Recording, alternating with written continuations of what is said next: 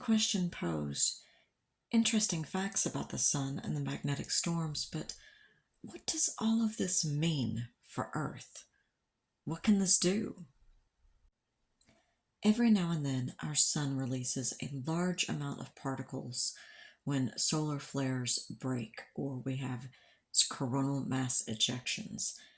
Now, solar flares, when they break, they almost act like a rubber band that's stretched too thin until it snaps. And when it does, it flings hot particles out and away from the sun. When that happens, those charged particles race towards anything in its path, and sometimes those particles are headed straight towards Earth.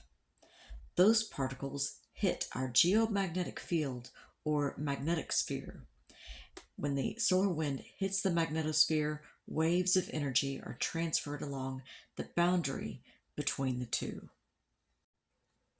These particles are charged and full of energy, so when they hit Earth, they can excite the gas atoms within our atmosphere. I know you've seen a neon lamp. Have you ever noticed all the different colors? Well, our own atmosphere does the same thing. Thus, when you have geomagnetic storms like we did on May 10th, we can have quite the light show in our night skies, with the aurora borealis in the northern sky and the australis borealis in the southern skies. When I was a kid, I loved playing with magnets. In fact, these are two from my grandmother's kitchen that I used to play with. Right now, I want you to think of this magnet as the charged particle racing towards Earth. But instead of Earth just allowing all those particles to hit us straight on, our magnetosphere pushes against them. With our magnets here, this is shown when our magnet takes off in the opposite direction. But with our Earth, it creates a dead wave of solar wind that encircles the Earth. That is the aurora borealis. Now, how does a dead wave work?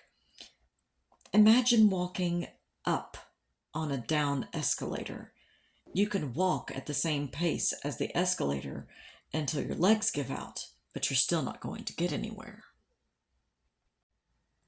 Our last storm on May 10th was a geomagnetic storm of about 4.5 on the scale.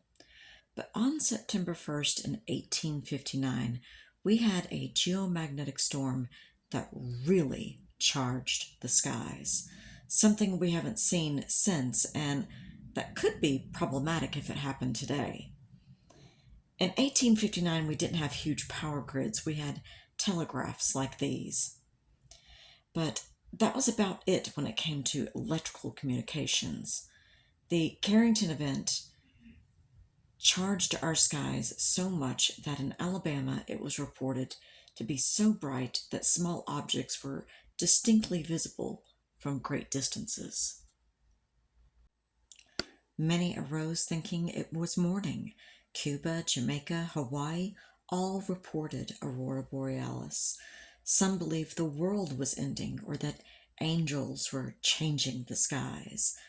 While people stood around in wonder and amazement, our singular information highway at the moment, the telegraph, was all abuzz.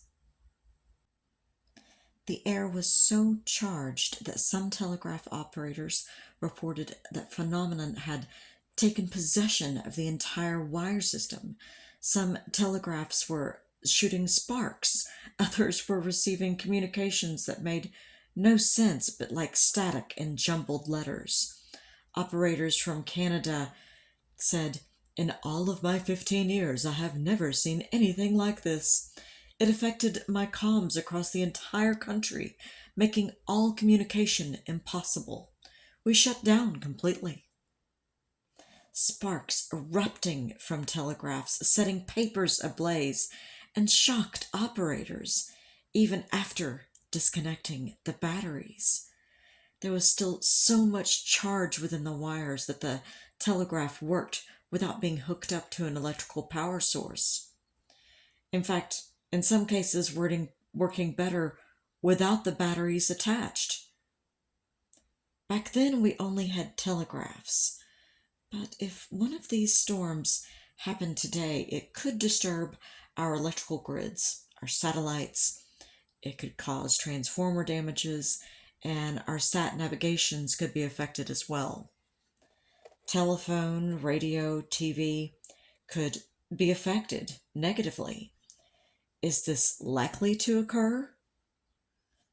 No, but I will remind you that low probability events do happen, and when they do, we need to be prepared for them ahead of time.